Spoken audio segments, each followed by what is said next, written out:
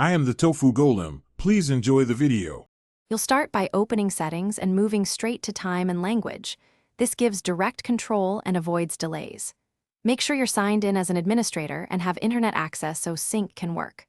Once there, note the current time, selected time zone, and whether daylight saving time is set to adjust automatically. These details tell you if the issue is a system setting or a sync problem. Now, we'll change the actionable controls to fix the clock. Next, correct the time zone and force a fresh sync because wrong zone is the most common cause. First, set the correct time zone from the drop-down. If DSD applies, make sure that box is checked. Then toggle Set Time Automatically Off and Back On to trigger a reset.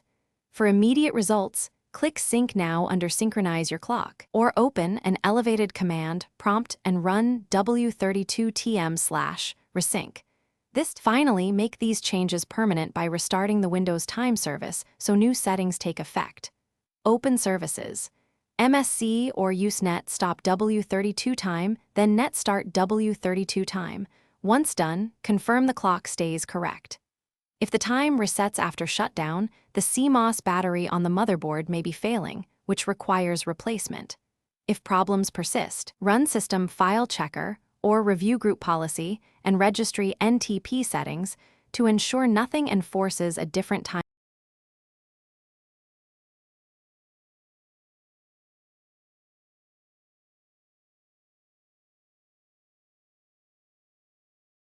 Thanks for watching. Consider subscribing if we helped you today.